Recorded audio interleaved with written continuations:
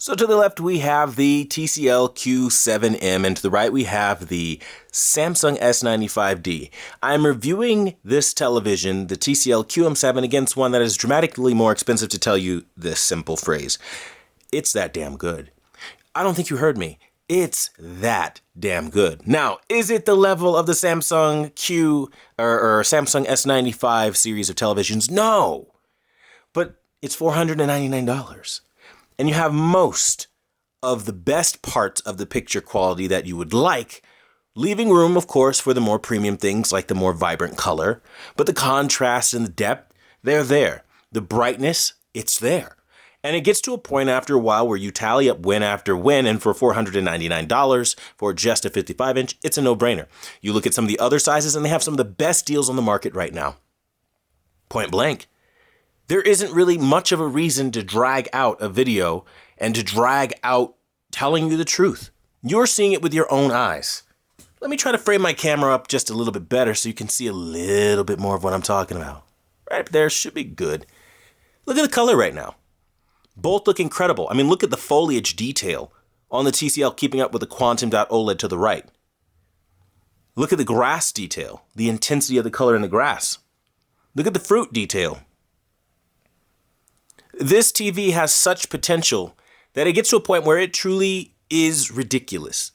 It is a champion of champion type TVs, and I don't know that we'll see a TV. Look at how identical they look in this example. I mean, like they are almost a match for match in the real world with my eyes. I mean, look at this. It's miraculous what I'm seeing.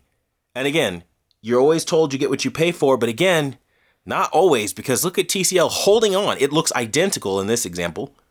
More or less, there are some details like the sand and the gradations that kind of go to, obviously, the more expensive TV. But for $499? For $499, are you really complaining? I don't think so. I know I sure as hell wouldn't complain. I mean, just look at this next example. Every bit of the brightness, contrast, the pop, the feeling that you get out of the more expensive TV, more or less you're getting on the cheaper one. The depth, the isolation, it all just makes sense. And this isn't an advertisement. TCL didn't put me up to saying this. It's just a truly impressive picture. Samsung obviously has a better color and they win by comparison, but comparatively, you are seeing something that most people won't show you. Way outside of its price range lives a very expensive TV with great picture quality. But look at its picture quality comparatively.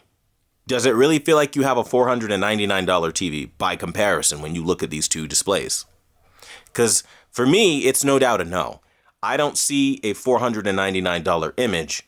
I see something that is leaps and bounds away from what I saw before. I see something that is way better, performs way higher, and honestly speaking, when you look at it, again, side by side, we're not talking about, monetarily or anything like that. We're talking about what we pay for. And what we're paying for is something that, again, you can't get anywhere else but this. And I've looked. You have Samsung with their Q60 line, not going to offer this. Hisense with their U6 line, not going to offer this. You are kind of running thin. You have LG, but again, their IPS screens, forget about it. You have basic hot buys at Walmart. You're not going to want those either. And scene for scene, like for like, match for match, you're seeing better picture quality overall than what you would have had in the more cheaper display, or typically in the more cheaper display, where this is giving you a better picture quality with better color, better gradients, things of that nature that, again, usually are reserved for something way more expensive, giving way more detail where, again, you'd have to sacrifice. Now, again, what is the implications of this? The implications of now we have a market today where you can just buy an affordable television. You don't have to come at it saving all year or however long it takes you to get the kind of money that they're asking you for. You literally can just show up now and say, hey, listen, I have X amount of dollars. This is what I'm rocking. And look how close you get. Look at the detail. Look at the color throw.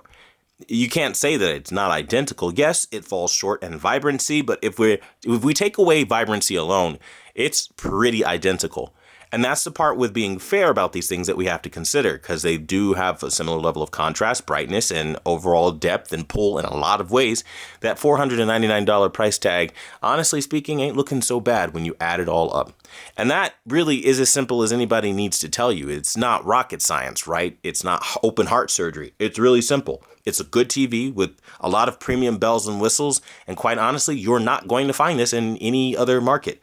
And that's just as real as it gets. You've got a backlit remote. You've got all the trimmings and fixings of the highest end TVs, and you're paying $499 entry price into this. And I don't think that's bad at all. And then once you start getting up to $75 and $85, forget about it. It gets even better. Again, with the comparatives of what you'd pay in class. This is absolutely highly recommended. If you are remotely in the $590 or $499 price point, I can't recommend it enough, and I think you should run, not walk to buy it. Thanks for watching the #1 Brand in Honesty, and until the next video, I'll see you guys later.